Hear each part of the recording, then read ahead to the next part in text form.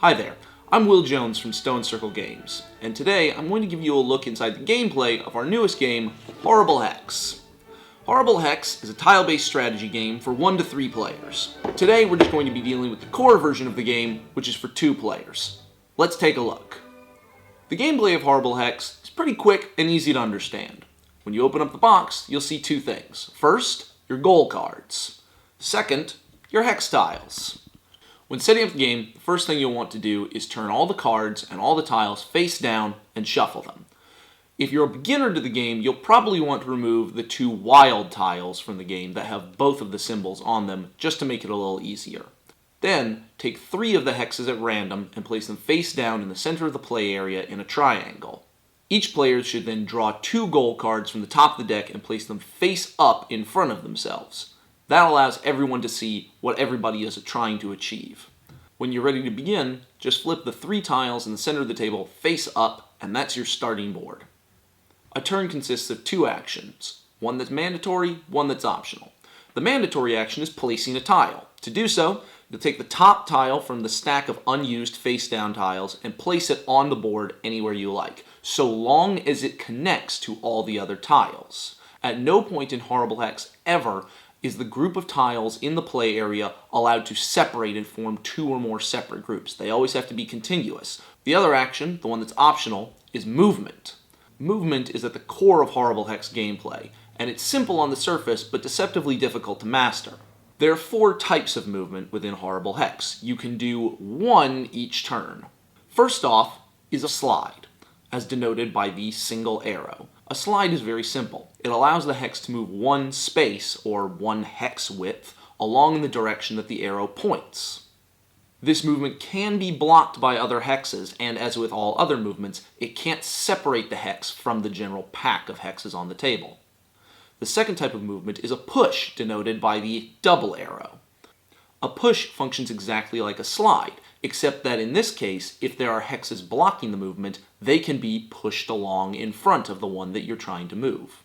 The third type of movement is a swap, denoted by the double-ended arrow. To use a swap, you simply exchange the positions of the hex in question and the hex that borders it on the side of the double arrow. You cannot use a swap if there is no adjacent hex right next to the double swap arrow on the tile you're trying to move. The fourth type of movement is a jump, as denoted by the curved arrow. This allows the hex in question to jump over the hex next to it. This is actually the only type of movement in Hex that can allow a hex to move more than 1 space. A hex can jump over any number of hexes so long as they are in a straight line next to it. You can't, though, use a jump to jump 0 hexes. There has to actually be at least 1 next to it. A jump can never function just as a slide.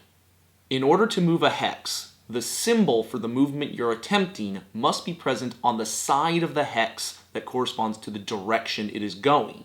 This means that the orientation of the hexes are very important, doubly so since nothing in the game can rotate a hex once it has been placed. When you're placing hexes, be very careful to make sure that the arrows are pointing in the directions that you want them to, because once it's on the table, it's set. On your turn, you may move something and you have to place something in that order. Movement always comes before placement. Once you've placed your tile, your turn is over and it's your opponent's turn.